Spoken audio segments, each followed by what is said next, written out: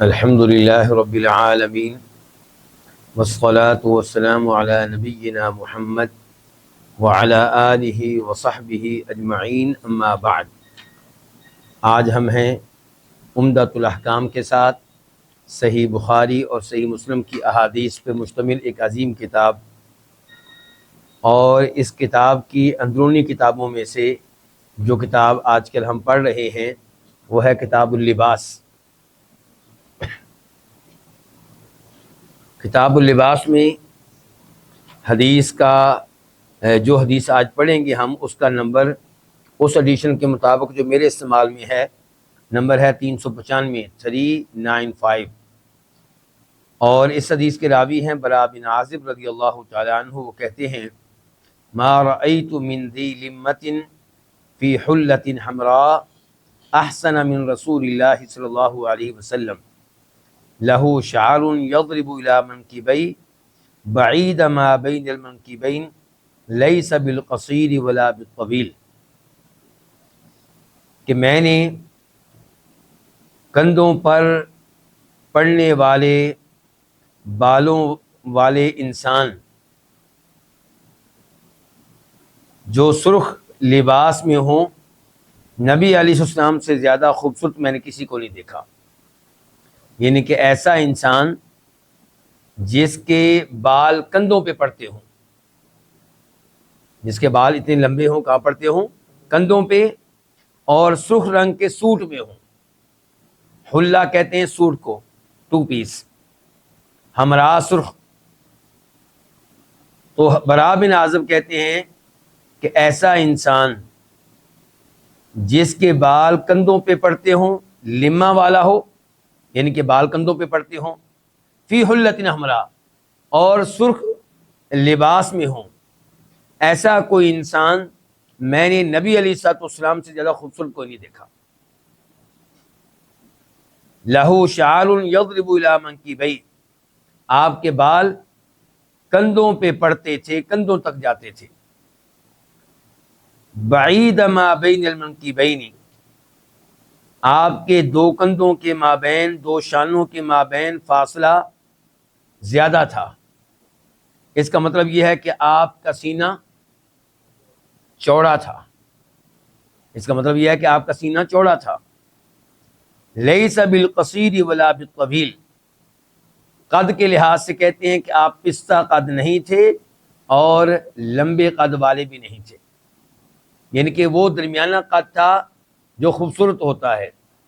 آپ دیکھتے ہیں کہ جو بہت لمبے قد والے ہیں وہ بیچارے برے لگتے ہیں، اور چھوٹے قد والا انسان بھی کوئی اتنا اچھا نہیں لگتا۔ تو آپ علیہ السلام کا وہ قد تھا جس کو آپ کہتے ہیں کہ معیاری قد، جیسا قد انسان کا ہونا چاہیے۔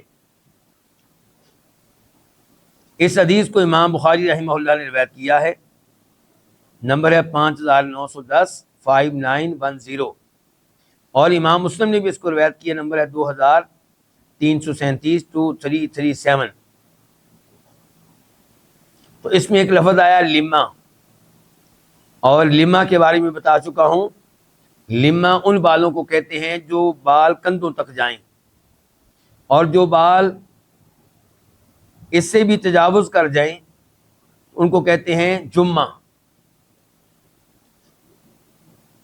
اس حدیث سے کیا کیا مسائل ہمیں معلوم ہوئے؟ نمبر 1 یہ پتہ چلا کہ سرخ رنگ کے کپڑے پہنے جا سکتے ہیں، عورتیں تو پہنتی ہیں، مرد بھی پہن سکتے ہیں، لیکن اس معاملے میں ایک حدیث آتی ہے جس سے یوں لگتا ہے کہ مردوں کے لیے سرخ لباس پہننا جائز نہیں ہے۔ وہ حدیث کیا ہے میں آپ کے سامنے رکھ دیتا ہوں۔ یہ مسلم شریف کی حدیث ہے، نمبر ہے 2077 2077۔ راوی ہے عبداللہ بن عمرو بن عاص رضی اللہ عنہما۔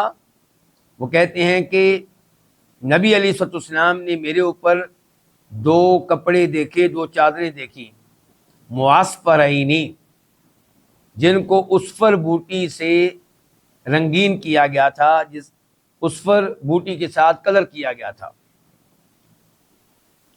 اور یہ رنگ کون سا ہوتا ہے؟ سرخ رنگ ہوتا ہے۔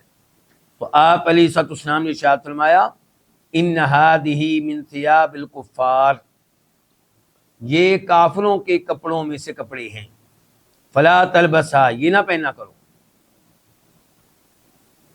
ابھی جو حدیث ہم نے پڑھی ہے اس سے پتہ چلتا ہے کہ آپ نے سرخ رنگ کا لباس پہنا ہوا تھا، اور عبداللہ بن عمرو بن عاص نے یہ لباس پہنا تو آپ نے اسے منع کیا، فرمایا یہ کفار کا لباس ہے۔ بظاہر دونوں احادیث میں کیا ہے؟ تضاد ہے، تعارض ہے، ٹکراؤ ہے۔ اب ان دونوں احادیث کو کیسے سمجھا جائے گا؟ اس معاملے میں علماء کرام کے مختلف اقوال ہیں۔ ایک موقف ہے امام ابن القیم رحمہ اللہ کا، وہ آپ کے سامنے رکھتا ہوں۔ وہ کہتے ہیں کہ جو سرخ لباس آپ نے پہنا ہوا تھا وہ داڑھی دار چادریں تھیں، جس کا مطلب یہ ہے کہ اس میں اگر ایک لائن سرخ داغے کی تھی تو دوسری لائن سفید داغے کی تھی، یعنی کہ آپ کہہ سکتے ہیں کہ یہ ایسا لباس تھا جیسا آج کل سعودی شماغ پہنتے ہیں۔ تو آپ یہ نہیں کہہ سکتے کہ جو لباس آپ نے پہنا تھا وہ مکمل طور پہ سرخ رنگ کا تھا۔ تو اس سے پتہ چلا کہ جس سرخ رنگ سے منع کیا گیا ہے یہ وہ ہے جو خالص سرخ رنگ ہو، جس میں کسی دوسرے رنگ کی ملاوٹ نہ ہو، اس کی میزش نہ ہو۔ اور جو لباس سرخ رنگ کا آپ نے پہنا ہوا تھا اس میں سرخی بھی تھی، سفیدی بھی تھی، لیکن اس کے اوپر سرخ رنگ کا لفظ استعمال کیا گیا، جیسا کہ آپ دیکھیں گے سعودی شماغ پہ بھی لوگ یہی لفظ استعمال کرتے ہیں، کیا؟ سرخ رنگ کا، حالانکہ سب کو پتہ ہے کہ اس میں سفید رنگ بھی موجود ہے۔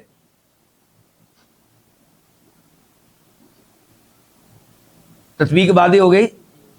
دوسرے نمبر پہ وہ موقف جو کئی علماء کرام نے اپنایا ہے وہ یہ کہ جس سرخ رنگ سے منع کیا گیا ہے یہ وہ سرخ رنگ ہے جو اسفر بوٹی سے حاصل ہو۔ کس بوٹی سے؟ اسفر بوٹی سے حاصل ہو۔ اور یہ حدیث ابھی میں نے آپ کے سامنے پڑھی ہے، اس میں عربی کے الفاظ ہیں کہ رآ رسول اللہ صلی اللہ علیہ وسلم علیہ ثوبین معصفرین۔ عبداللہ بن عمرو بن عاص کہتے ہیں کہ آپ نے میرے اوپر دو ایسی چادریں دیکھیں جن کو رنگین کیا گیا تھا اسفر بوٹی کے ساتھ۔ تو اس کا مطلب یہ ہے کہ ہر سرخ رنگ ممنوع نہیں ہے، وہ سرخ رنگ ممنوع ہے جو اسفر بوٹی کے ذریعے حاصل ہو۔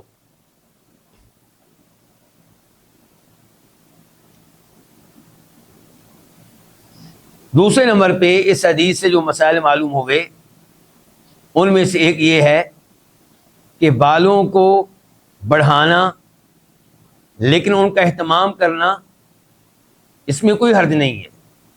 آپ کے بال کندھوں تک پہنچتے ہوں یا کندھوں سے بھی نیچے جاتے ہوں یا کندھوں سے کچھ اوپر رہتے ہوں، اس میں کچھ حرج نہیں ہے، لیکن شرط یہ ہے کہ آپ ان بالوں کا اہتمام کرنے والے ہوں اور اس میں گندگی وغیرہ نہ ہو۔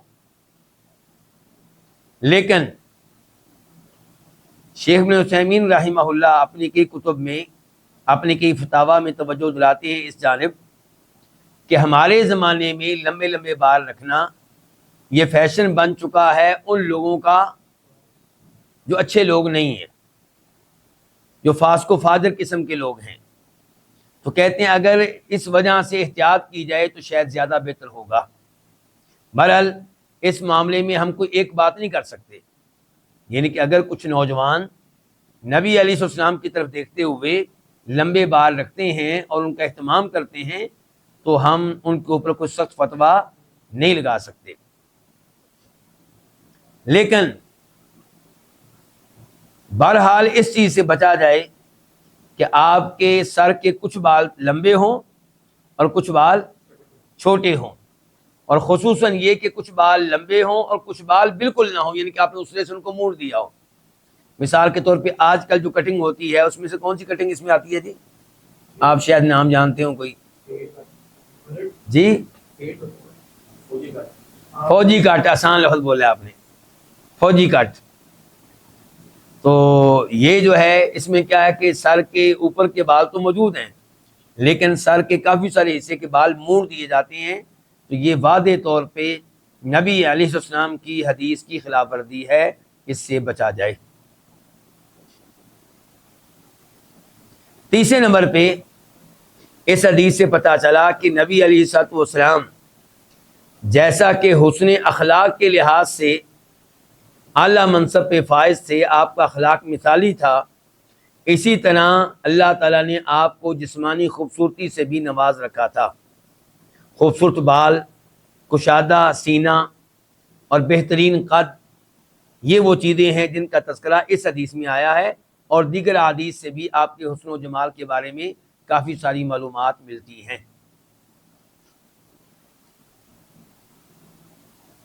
اب ہم بڑھتے ہیں حدیث نمبر 396 کی طرف، 396۔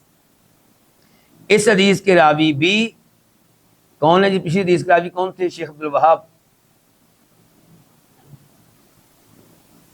یہ کس کو معلوم آپ میں سے؟ جی براء بن عازب، بہت اچھے، براء بن عازب راوی تھے۔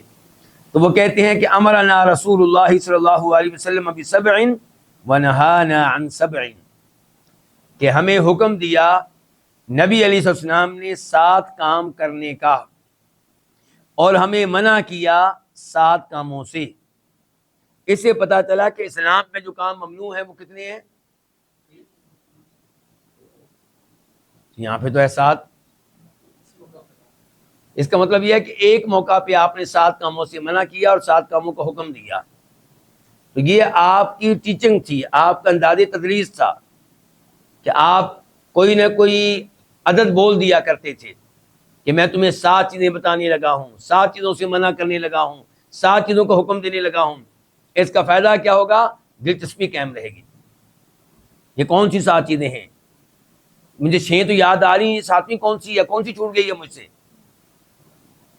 تو آپ علیہ السلام بہترین معلم تھے، بہترین مدرس سے، بہترین ٹیچر تھے۔ اگر آپ کی انداز تدریس پہ کتاب لکھی جائے تو وہ شاندار کتاب کہلائے گی، اور مجھے امید ہے کہ عربی زبان میں ایسی کئی کتابیں موجود ہوں گی، خصوصاً موجودہ زمانے میں۔ آپ دیکھیں کہ ایک حدیث میں آپ نے فرمایا کہ 7 طرح کے لوگ ہیں جن کو اللہ تعالیٰ اپنے عرش کے سائے میں جگہ دے گا۔ تو جن کو اللہ تعالیٰ اپنے عرش کے سائے میں جگہ دے گا، کیا وہ صرف 7 ہیں؟ نہیں، دیگر احادیث میں کئی اور لوگوں کا تذکرہ بھی آیا ہے۔ تو امرنا رسول اللہ صلی اللہ علیہ وسلم بسبع، آپ نے ہمیں 7 چیزوں کا حکم دیا، ونہانا عن سبع، اور 7 چیزوں سے ہمیں منع کیا۔ امرنا بعیادۃ المریض، آپ نے ہمیں حکم دیا مریض کی عیادت کا، مریض کی تیمارداری کا، بیمار پرسی کا، یعنی کہ مریض کے پاس جائیں اور اس سے سلام دعا کریں اور اظہار محبت کریں، اسے دعائیں دے کر آئیں، ہو سکے تو اسے دم کر کے آئیں، اور آپ کے جانے سے اس کا حوصلہ بڑھے گا۔ لیکن اگر کہیں پہ کوئی ایسا مریض ہے جس کے پاس جائیں گے تو آپ کو لگتا ہے کہ اسے تکلیف ہوگی، آپ کے آنے سے پریشانی کا سامنا کرنا پڑے گا، ظاہر ہے پھر نہیں جانا چاہیے، پھر اپنا پیغام میں محبت بھیج دینا چاہیے، اپنی دعائیں بھیج دینی چاہیے، اور غیبانہ طور پہ اس کے لیے دعائیں کر دینی چاہیے۔ واتباع الجنازہ، اور آپ نے حکم دیا ہمیں جنازے کے پیچھے جانے کا، مراد یہ کہ نماز جنازہ میں حصہ لیں، اور ہو سکے تو نماز جنازہ کے بعد تدفین میں بھی حصہ لیں۔ وتشمیت العاطس، تیسرے نمبر پہ آپ نے ہمیں حکم دیا چھینک لینے والے کے چھینک لینے کے موقع پہ الحمدللہ کہنے کے جواب دینے کا، یعنی جب چھینک لینے والا چھینک لینے پہ کہے الحمدللہ، اور ہر مسلمان کو چھینک لینے پہ کیا کہنا چاہیے؟ الحمدللہ کہنا چاہیے، اللہ کی حمد و ثنا بیان کرنی چاہیے۔ جب کوئی الحمدللہ کہے تو آپ اس کو دعا دیں گے، کیا دعا دیں گے؟ یرحمک اللہ، کہ اللہ تجھ پہ اپنی رحمتیں نازل فرمائے۔ اور پھر جس کو چھینک آئی تھی وہ کیا کہے گا؟ یہدیکم اللہ ویصلح بالکم، اللہ تعالیٰ آپ کو مزید ہدایت دے اور آپ کے حالات کو ٹھیک کر دے، آپ کے امور کو سنوار دے۔ کتنا شاندار دین ہے، دعا کے اوپر دعا، اور کتنے اچھے وہ لوگ ہیں جو اس دین کو ماننے والے ہیں، گالی کے اوپر گالی دیتے ہیں ایک دوسرے کو، تیری ماں کی ایسی تیسی، تیری ماں کی ایسی کی تیسی. یہ مسلمان کی زبان ہے.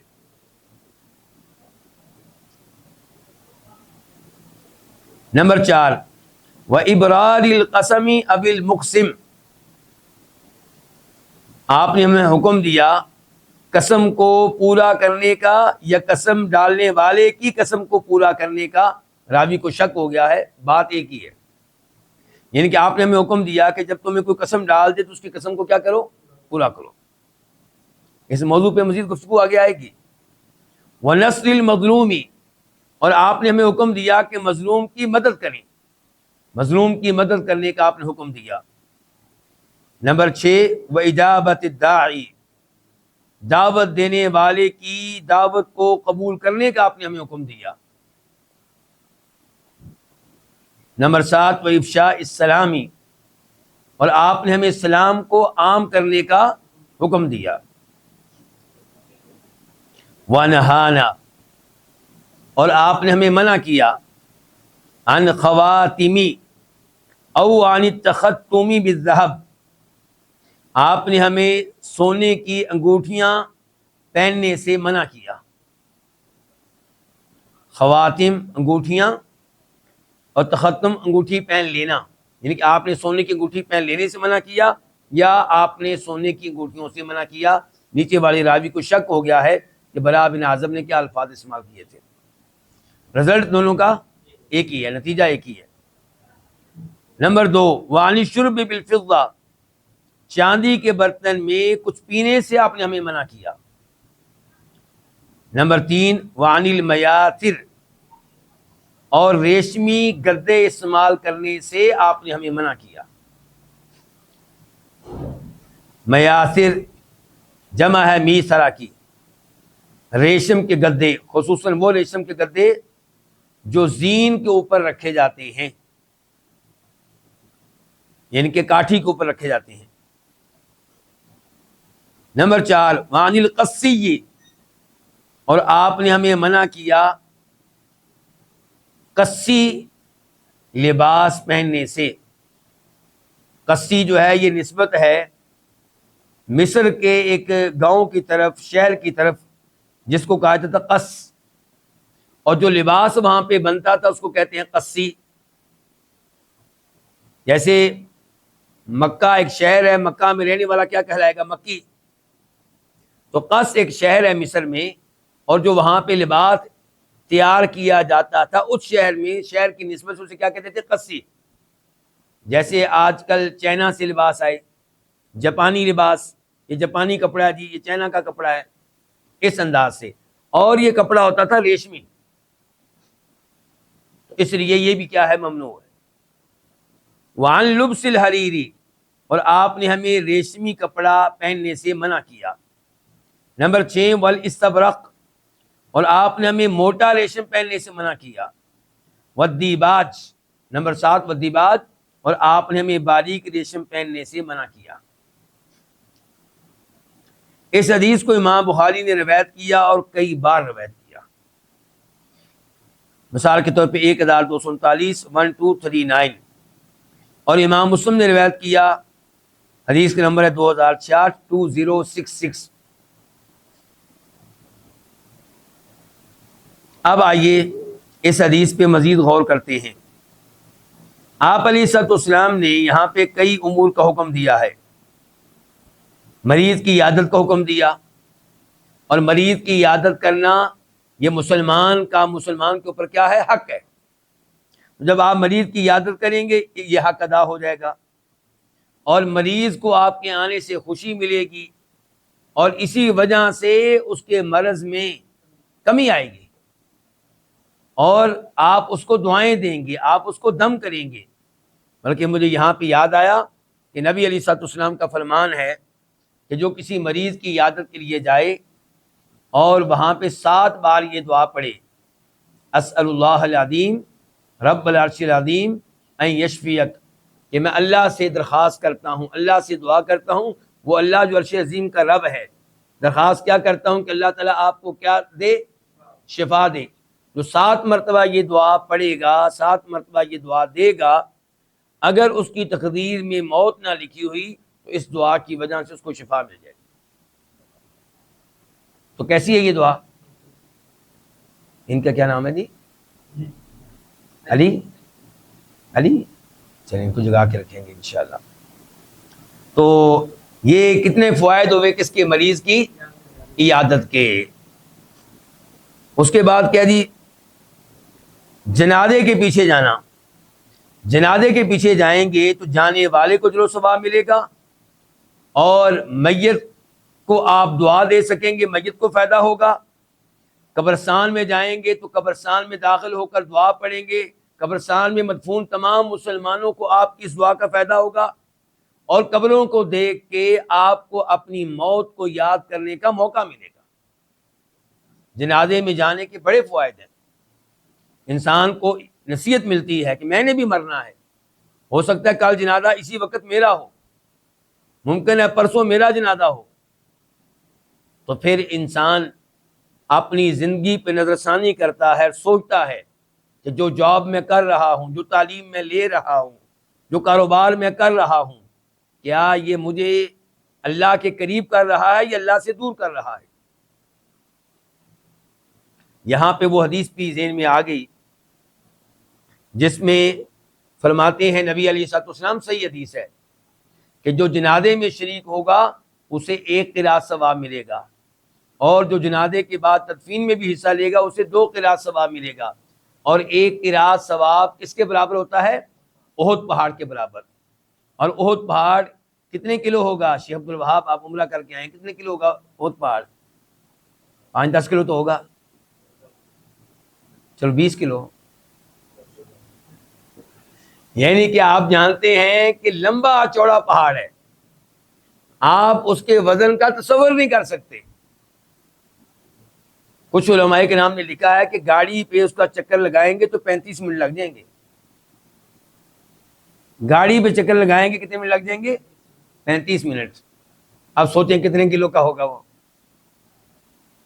اور اللہ کی رحمت دیکھیے کتنی وسیع ہے کہ ایک جنازے میں شریک ہو جائیں، اتنا اجر و ثواب اللہ تعالیٰ دے گا، اور فائدہ کس کا ہے؟ میرا، اور فائدہ کس کا ہے؟ میت کا۔ عبداللہ بن عمر رضی اللہ عنہما کو یہ حدیث معلوم نہیں تھی، جنازے میں شریک ہوتے تھے لیکن کئی دفعہ کوئی جنازہ رہ بھی جاتا تھا، یہ اجر و ثواب ان کو معلوم نہیں تھا۔ ایک عرصے کے بعد ان کو پتا چلا اس حدیث کا۔ کس نے بتائی؟ ابو ہریرہ رضی اللہ تعالیٰ عنہ نے۔ پہلے تو عبداللہ بن عمر کو یقین نہ آئے، تو ابو ہریرہ نے عبداللہ بن عمر کا ہاتھ پکڑا، سیدہ عائشہ کے پاس لے گئے، جی سیدہ بتائیں کیا یہ حدیث آپ نے اللہ کے رسول سے سنی ہے؟ علیہ السلام انہوں نے تصدیق کی، بالکل ایسے ہی ہے۔ عبداللہ بن عمر سر پکڑ کے بیٹھ گئے، کہنے لگے ہائے افسوس، میں نے کتنے قرات ضائع کر دی، آئندہ کوئی قرات ضائع نہیں ہونے دوں گا، آئندہ کوئی قرات ضائع نہیں ہونے دوں گا۔ ہمیں یہ حدیثیں پڑھ کے جوش نہیں آتا، ان کے کبھی ایسا نہیں ہوا کہ ہم نے حدیث پڑھی اور جوش آیا ہو کہ آئندہ میں نے اس حدیث پہ عمل کر کے دکھانا ہے۔ ویسے کہ ویسے پرسکون، حدیث سننے سے پہلے جیسے تھے ویسے حدیث سننے کے بعد مطمئن زندگی گزار رہے ہیں۔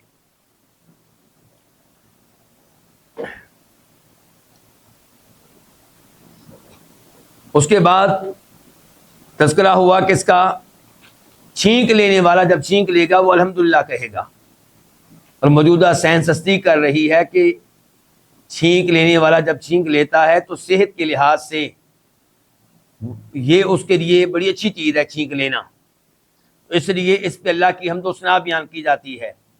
اللہ کے نبی علیہ السلام نے وہ باتیں بتائی ہیں جو سائنس آج بتا رہی ہے، اور آپ نے اس زمانے میں بتائی ہے جس زمانے میں مکہ میں کتنی لیبارٹریاں ہوتی تھیں؟ صرف ایک بھی نہیں ہوتی تھی۔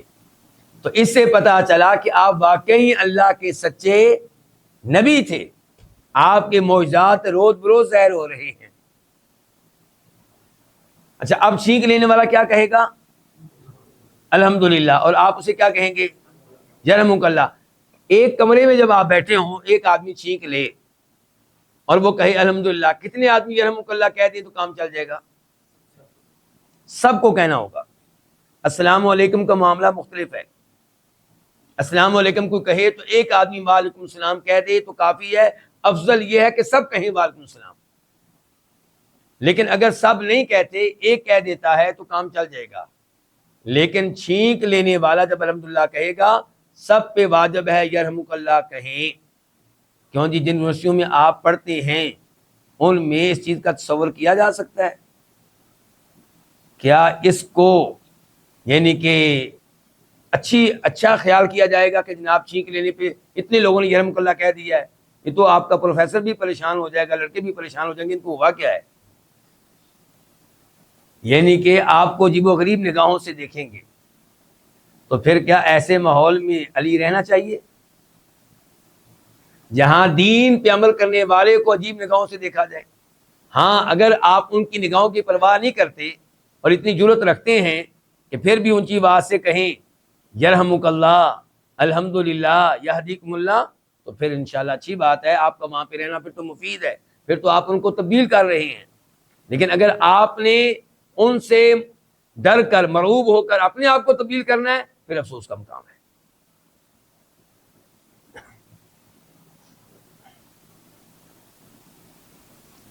اس حدیث میں یہ بھی آیا کہ اگر آپ کو کوئی قسم دیتا ہے آپ اس کی قسم کو پورا کریں۔ یہ تب ہے جب آپ کو اس کی قسم کو پورا کرنے میں کوئی نقصان نہ پہنچے۔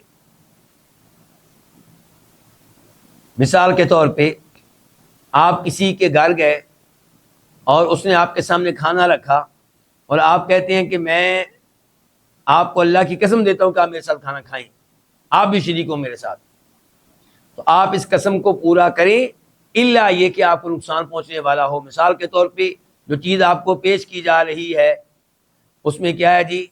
شوگر ہے، اور آپ شوگر کے مریض ہیں اور آپ کو پتہ ہے کہ یہ سویٹ کھانے سے، یہ مٹھائی کھانے سے آپ کے مرض میں اضافہ ہوگا، تو وہاں پہ آپ معذرت کر سکتے ہیں کہ میں آپ کی قسم کو پورا کرنے سے قاصر ہوں، اور لگتا ہے یہی ہے کہ آپ کو قسم کا کفارہ دینا پڑے گا۔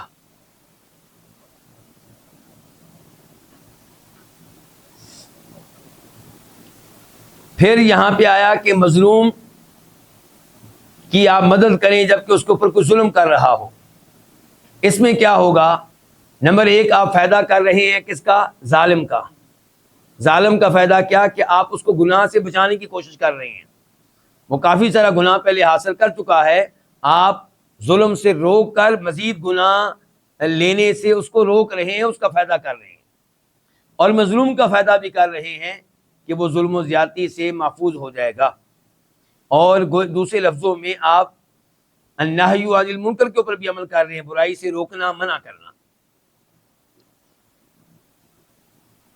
مظلوم کی مدد کرنے کا حکم کیا ہے؟ یہ چیزیں بھی آگے آئیں گی۔ اسی طرح جب آپ کو کوئی دعوت دے تو آپ اس کی دعوت کو قبول کریں، اس کا کیا فائدہ ہوگا؟ دل آپس میں قریب ہوں گے، آپس میں محبت پیدا ہوگی، جو نفرت آپ میں یا کسی اور میں پائی جاتی ہے وہ دعوت قبول کر لینے سے کیا ہو جائے گی؟ ختم ہو جائے گی، دور ہو جائے گی۔ اور اگر دعوت ہے شادی کی، ولیمے کی، تو پھر اس دعوت کو قبول کرنا واجب ہے، جیسا کہ اس کے دلائل آگے آئیں گے۔ پھر آپ نے کہا کہ سلام کو عام کرو، تو سلام ہر مسلمان کو کہنا چاہیے، اور یہ سنت ہے، افضل ہے، بہتر ہے، اور سلام کا جواب دینا کیا ہے؟ واجب ہے، فرض ہے، ضروری ہے، لازمی ہے۔ سلام کہنے سے محبت بڑھتی ہے۔ فرمایا نبی کریم صلی اللہ علیہ وسلم نے، الا ادلکم علی شیء اذا فعلتموه تحاببتم افشوا السلام بینکم، کیا تمہیں ایسی چیز نہ بتاؤں جس پہ عمل کرو گے تو آپس میں محبت پیدا ہوگی؟ فرمایا سلام کو عام کرو۔ اور اب آتے ہیں ان چیزوں کی طرف جن سے آپ نے منع کیا، وہ کیا کہ مرد حضرات سونے کی انگوٹھیاں نہیں پہنیں گے، یہ عورتوں کا کام ہے، مردوں کا یہ کام نہیں ہے۔ چاندی کے برتنوں میں بلکہ سونے کے برتنوں میں بھی پانی پینا کیا ہے؟ ممنوع ہے، کیونکہ یہ تکبر کی علامت ہے، اس میں فضول خرچی ہے۔ اور ریشم ہر قسم کا ممنوع ہے، چاہے سادہ ریشم ہو جس کو حریر کہا گیا ہے، یا میاسر ہوں ریشمی گدے، یا مصر کا بنا ہوا کپڑا ہو جس کو قصی کہتے ہیں، یا موٹا ریشم ہو جس کو استبرق کہتے ہیں، یا باریک ریشم ہو جس کو دیباج کہتے ہیں، ہر قسم کا ریشم استعمال کرنا مردوں کے لیے حرام ہے، ممنوع ہے۔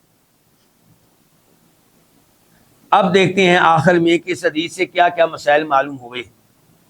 نمبر 1، پتہ چلا کہ مریض کی عیادت کرنی چاہیے، اور مریض کی عیادت کرنا کیا ہے؟ افضل ہے، بہتر ہے، مستحب ہے۔ لیکن اگر مریض وہ ہے جس کی خدمت کرنا، جس کا خیال رکھنا آپ پہ واجب ہے، تو اس کی عیادت بھی واجب ہوگی۔ مثال کے طور پہ آپ کے والدین، یا ایسا شخص جس کی عیادت نہیں کریں گے تو خرابی لازم آئے گی۔ مثال کے طور پہ اس کی عیادت کرنے والا کوئی بھی نہیں ہے،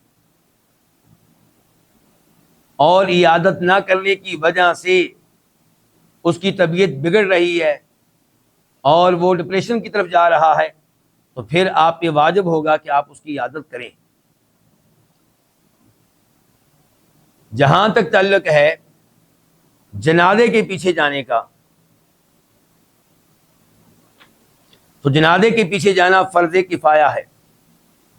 اگر چند لوگ جنازہ ادا کر لیتے ہیں تو باقی لوگ گنہگار نہیں ہوں گے، اگرچہ افضل یہ ہے کہ سب شریک ہوں۔ جتنے زیادہ لوگ جنازے میں شریک ہوں گے اسی قدر زیادہ میت کا فائدہ ہوگا۔ لیکن کوئی بھی جنازہ پڑھنے کے لیے نہیں جائے گا، مسلمان کی میت پڑی ہوئی ہے، کوئی بھی جنازے میں شریک، جنازے کا اہتمام نہیں کر رہا، جنازہ نہیں پڑھ رہا، تو پھر سب گنہگار ہوں گے۔ نمبر 3، چھینک لینے والا چھینک لے تو وہ الحمدللہ کہے گا، تو میرے اور آپ کے اوپر واجب ہے کہ ہم یرحمک اللہ کہیں، اور یہ بتایا جا چکا ہے کہ یہ واجب ہے ہر ایک کے لیے۔ جتنے لوگ بھی آواز سنیں گے کہ اس نے چھینک لینے پہ الحمدللہ کہا ہے، ان سب پہ واجب ہے کہ اس کو دعا دیں اور کیا کہیں؟ یرحمک اللہ۔ لیکن اگر کوئی مریض ہے اور بار بار چھینک لے رہا ہے تو 3 بار اس کو دعائیں دی جائیں گی، اس کے بعد اس کے لیے شفا کی دعا کی جائے گی کہ اللہ تجھے شفا دے۔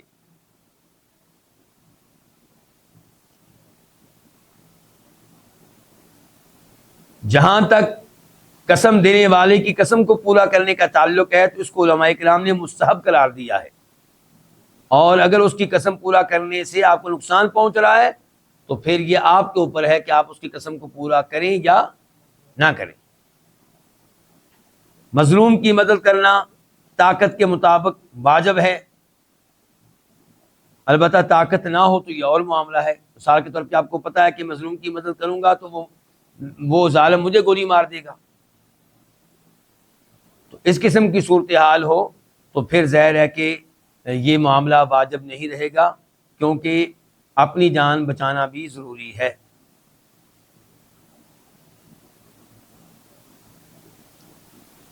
جہاں تک تعلق ہے دعوت کا، تو دعوت قبول کرنی چاہیے، اس سے محبت پیدا ہوگی، نفرتیں ختم ہوں گی۔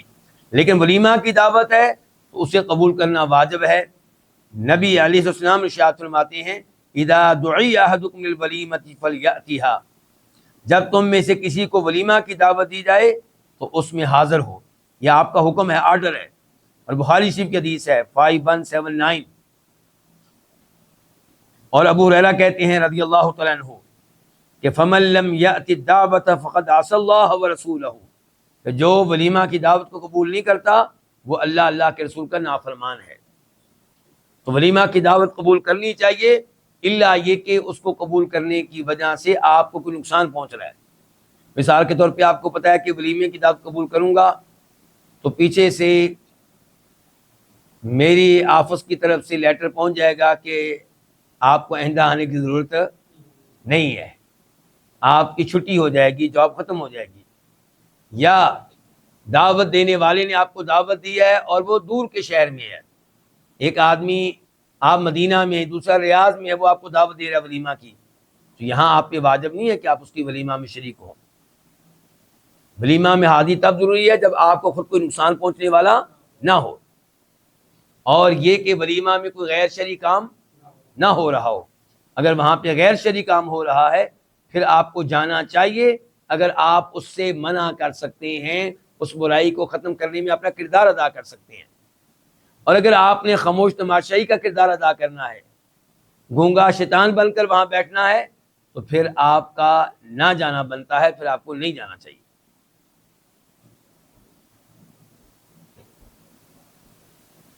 اور یہاں پہ وہ حدیث یاد کر لیں جو کئی دفعہ یہاں پہ ذکر کی گئی ہے کہ جس کا اللہ اور آخرت پہ ایمان ہے وہ ایسے دسترخوان پہ نہ بیٹھے، ایسے ٹیبل پہ نہ بیٹھے جس ٹیبل پہ شراب پیش کی جا رہی ہو، چاہے آپ پینے والی نہ ہو۔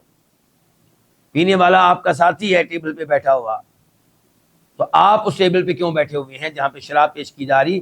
آپ کا تو کام تھا اس برائی کو ختم کرنا، ختم نہیں کر سکتے، کم از کم اٹھ جائیں یہاں سے۔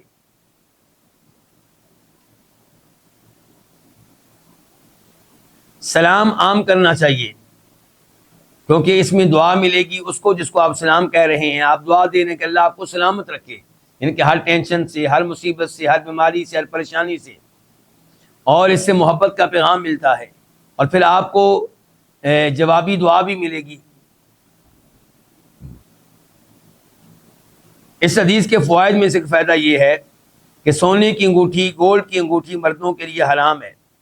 افسوس سے کہنا پڑتا ہے کہ آج کل بہت سے نوجوان شریعت کی ان تعلیمات کی پرواہ نہیں کرتے، ان کو نظر انداز کرتے ہیں، اور بڑے آرام سے، سکون سے، بغیر ٹینشن کے گولڈ کی انگوٹھی پہنتے ہیں۔ ایسے نوجوانوں کو دیکھ کے افسوس ہوتا ہے، تکلیف دل کو پہنچتی ہے۔ اللہ تعالیٰ ایسے نوجوانوں کو ہدایت دے۔ اور ایسے ماحول میں رہنے والے نوجوان پھر یاد رکھیں کہ اگر آپ کسی آفس میں ہیں، کسی یونیورسٹی میں ہیں جہاں گولڈ کی انگوٹھی پہننا عام سی چیز ہے، اور وہاں پہ رہنے کی وجہ سے آپ سمجھتے ہیں کہ ایک دن ایسا آئے گا کہ مجھے اس برائی کو دیکھ کر دلی تکلیف بھی نہیں ہوگی، دلی نفرت بھی ختم ہو جائے گی، تو یاد رکھیے یہ تو ایمان کا آخری درجہ ہے۔ پھر سوچیے آپ کدھر جا رہے ہیں۔ یعنی کہ اگر آپ ایسے ہو چکے ہیں کہ برائی کو دیکھ کے اب آپ کو جھٹکا بھی نہیں لگتا، برائی کو دیکھ کر آپ کو دلی تکلیف بھی نہیں پہنچی، برائی سے نفرت بھی ختم ہو گئی ہے، تو سمجھیے پھر ایمان کا جو آخری درجہ تھا وہ بھی گیا۔ پھر سوچیں کہ آپ مسلمان ہیں بھی یا نہیں۔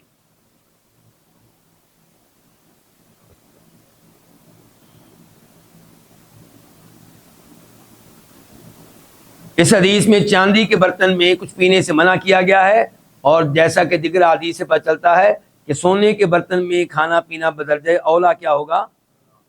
حرام ہوگا، ممنوع ہوگا۔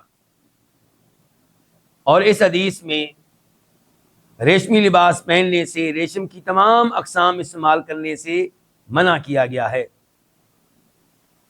البتہ ہم پہلے پڑھ چکے ہیں کہ مردوں کو ریشمی ٹکڑا استعمال کرنے کی اجازت ہے اپنے لباس میں، 1 انگلی کے برابر، 2 انگلیوں کے برابر، 3 کے برابر، 4 کے برابر، 4 انگلیوں سے زیادہ ریشمی ٹکڑا آپ اپنے کسی لباس میں استعمال نہیں کر سکتے۔ اب ہم منتقل ہوتے ہیں اس حدیث کی طرف جو اس کے بعد ہے۔ اس کے راوی عبداللہ بن عمر رضی اللہ عنہما، صحابی ہیں اور ایک صحابی کے بیٹے ہیں۔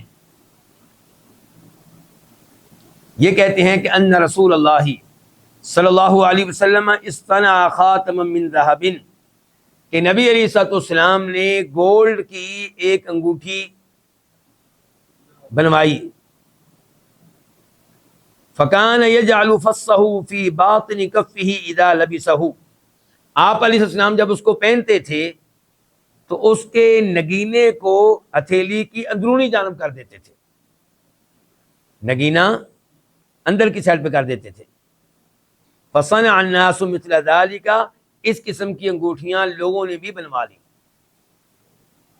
ثم انہ جلس علی المنبر، پھر آپ علیہ الصلوۃ والسلام ممبر پہ بیٹھے، فنزعوا، تو آپ نے سونے کی انگوٹھی کو اتار کے پھینک دیا۔ وقال، اور کہا، انی کنت البس هذا الخاتم، یقیناً میں یہ انگوٹھی پہنا کرتا تھا، واجعل فصه من داخل، اور میں اس کے نگینے کو اندر کی جانب کر دیا کرتا تھا۔ فرما به، یہ الفاظ کہنے کے بعد آپ نے انگوٹھی پھینک دی۔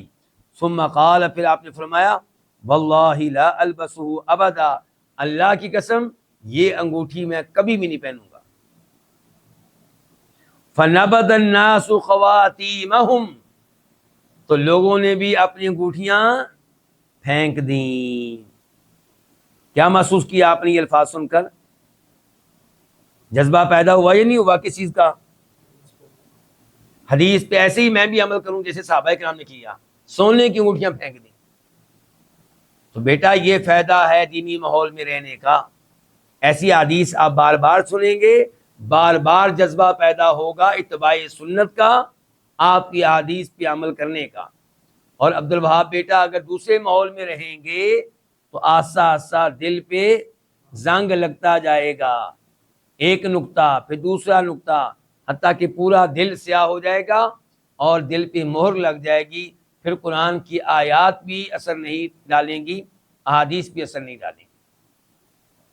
تو اس لیے انسان کو چاہیے کہ وہ توبہ استغفار کرتا رہے، گناہوں کی معافی مانگتا رہے اور کوشش کرے کہ مجھے زیادہ سے زیادہ اچھا ماحول ملے۔ اس حدیث کو روایت کیا امام بخاری نے اور کئی بار روایت کیا، مثال کے طور پہ 5865 5865، اور امام مسلم نے روایت کے نمبر ہے 2091 2091۔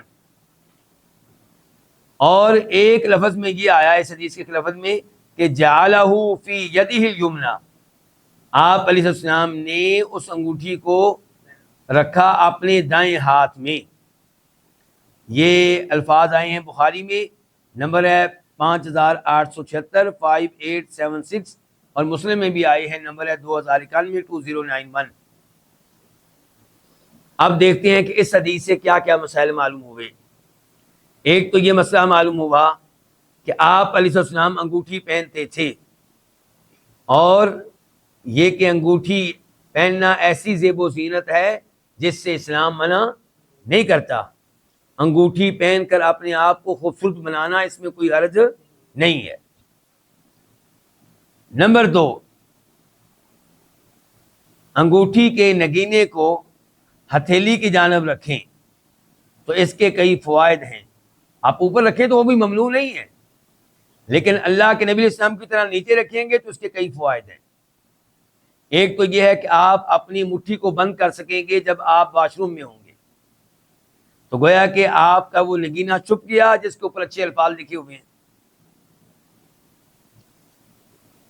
اور آپ جانتے ہیں کہ نبی علیہ السلام کی انگوٹھی پہ کیا لکھا ہوا تھا؟ محمد الرسول اللہ، کی محمد اللہ کے کیا ہیں؟ رسول ہیں۔ تیسرے نمبر پہ اس حدیث سے پتہ چلا کہ پہلے مردوں کے لیے گولڈ کی انگوٹھیاں پہننا جائز تھا، پھر یہ کیا ہو گیا؟ منسوخ ہو گیا، کینسل ہو گیا۔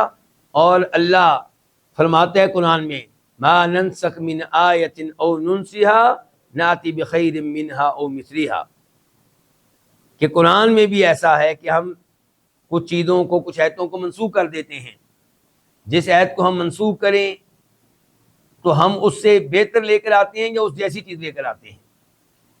تو اس میں بھی اللہ کی کئی حکمتیں ہوتی ہیں۔ بس یہ ذہن میں رکھیں کہ کوئی یہ نہ سمجھے کہ اللہ نے کچھ چیزوں کو کینسل کیا، منسوخ کیا، اور اس کی وجہ یہ بنی کہ اللہ نے پہلے کو حکم دے دیا یا کسی بات سے منع کیا، نعوذ باللہ بعد میں اللہ کے علم میں یہ بات آئی کہ یہ تو شاید غلطی ہو گئی ہے۔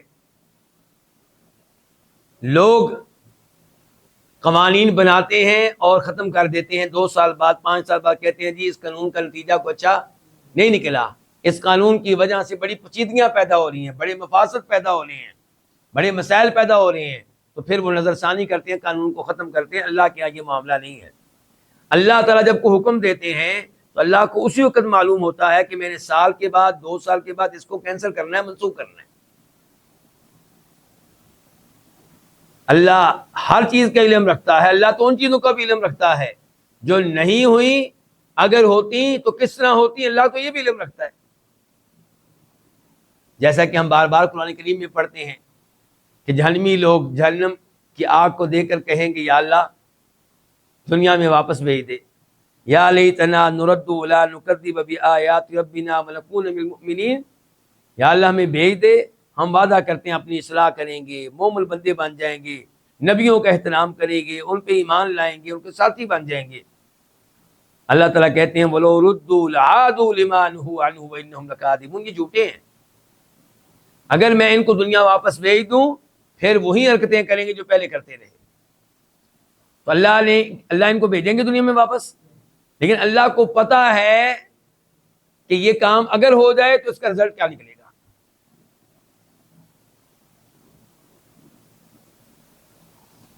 یہودی ناسخ منسوخ کے معاملے کو نہیں مانتے، جبکہ یہ ان کی غلطی ہے۔ خود ان کی شریعت میں کئی احکام تبدیل ہوئے ہیں، منسوخ ہوئے ہیں۔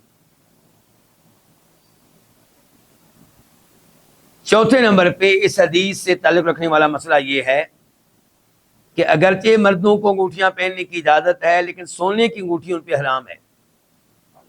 اور اس حدیث سے پتہ چلا کہ آپ علیہ السلام نے سونے کی انگوٹھی پھینک دی تھی اور قسم اٹھائی تھی کہ میں اس کو کبھی نہیں پہنوں گا۔ پانچویں نمبر پہ صحابہ کرام کی شان معلوم ہوئی، ان کی فضیلت معلوم ہوئی۔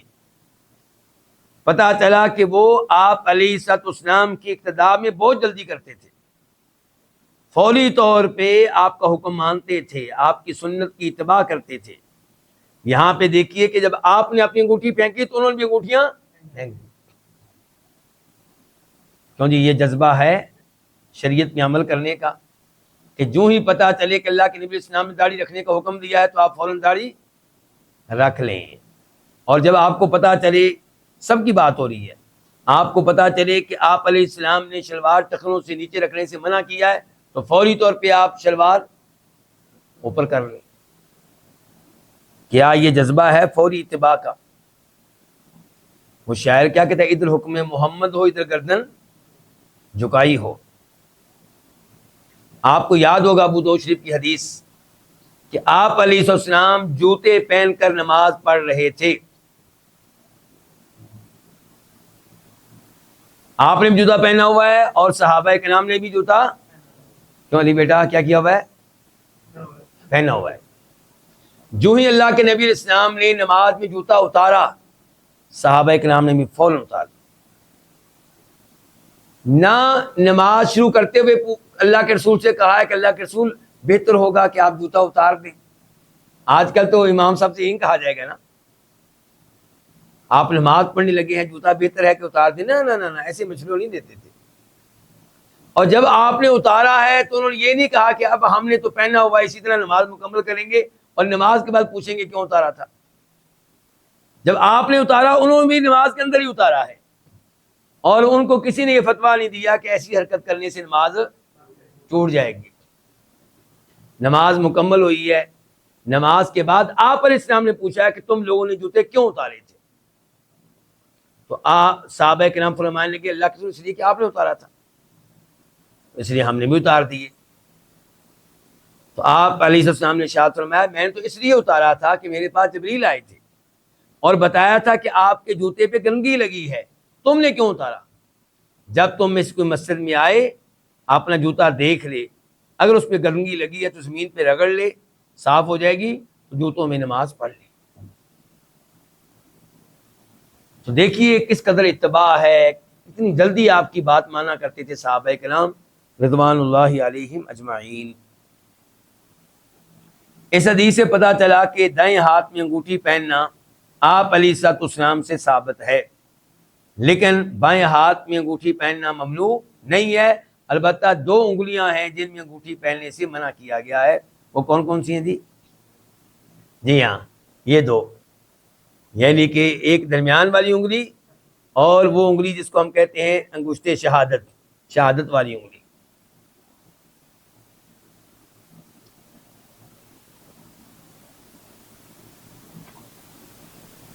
اس کے ساتھ ہی آج کے درس کا اختتام ہوتا ہے۔ اللہ رب العزت سے دعا ہے کہ اللہ تعالی ہمیں ان احادیث پہ اور دیگر احادیث پہ عمل کرنے کی توفیق عنایت فرمائے۔ کتاب بڑی جلدی سے اپنے اختتام کی طرف بڑھ رہی ہے، تقریباً 20 احادیث تقریباً رہ گئی ہیں اور اس کے بعد یہ کتاب اپنے اختتام کو پہنچ جائے گی۔ اللہ تعالی ہمیں استقامت دے اور اخلاص دے اور قبول فرمائے اور مزید کی توفیق عنایت فرمائے۔ وآخر دعوانا الحمدللہ رب العالمین۔